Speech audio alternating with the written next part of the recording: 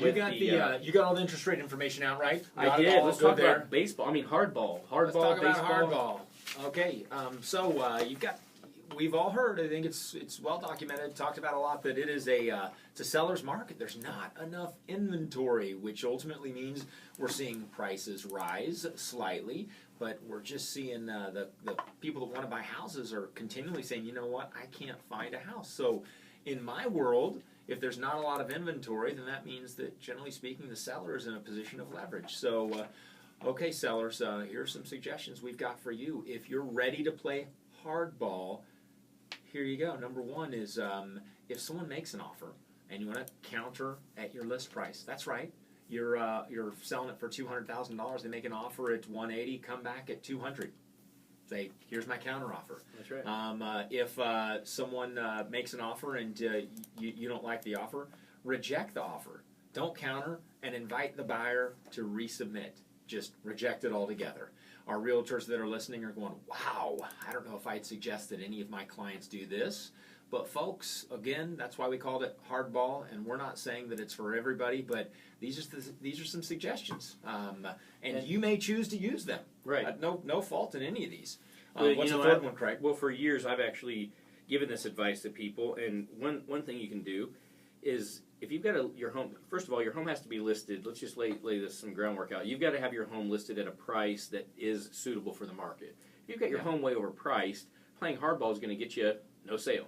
But if you're playing hardball because you know that you've done your research, you're working with a professional realtor who's done a good job of showing you the comparable properties and newer on the market. Exactly. Then you say, hey, hold up a minute. Now it hasn't been on the market long. We're sticking with our list price because we believe we've priced it to sell. If they're really interested in your home and they've done their shopping and research, they'll probably agree with you and buy the house. You can always concede by $1,000 or $2,000 maybe if you want to make them feel like they're winning, but never just drop a big chunk because they hit you with a low ball offer to start with. Okay, and so the next one up, you said you already covered reject the offer and just tell them to reconsider. Yeah, don't counter. Just invite the buyer to resubmit. There you go. Okay, the other option is hold off on all offers until a certain date. You know, say, hey, we're not taking any specific offer. The home's only been on the market for 2 weeks. We're holding off until such and such date until we've received all the offers. Yep. What's that going to do for you, Mark? Possibly create a bidding war. There you go.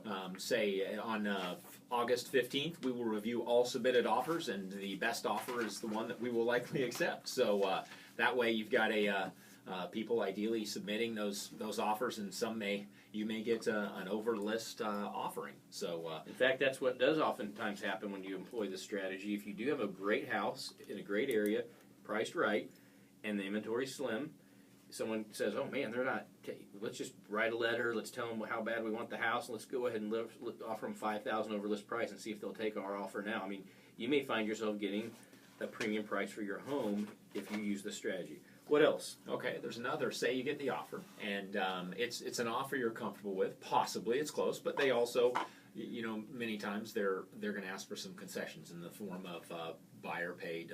That the seller will pay their closing costs up to a certain amount. Just seems standard in many markets to ask for that.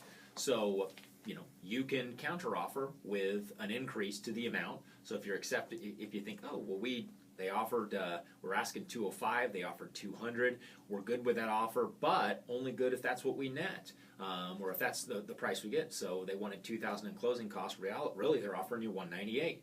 So come back and say that we'll pay the closing costs with a price of 202.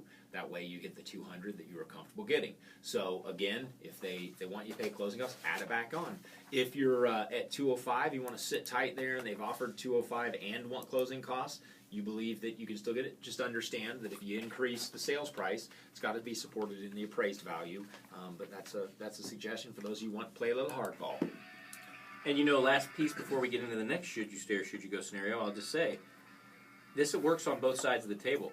If you are a buyer and you've got an opportunity to purchase a home and you feel like your offer's right and they come back, you make a counter offer of a lower price and they come back much higher, just raise your price by $1,000 and see what happens and see if they think, oh man, they're serious, they're not coming up much, we better take this offer. So it works both ways, folks, but hardball can save you some money. That's right, and consult your real estate professional. Again, they're going to do what you tell them to do, but they should be giving you some good advice and some suggestions. And ultimately, they're the pros that are out there each and every day negotiating on your behalf. There you go.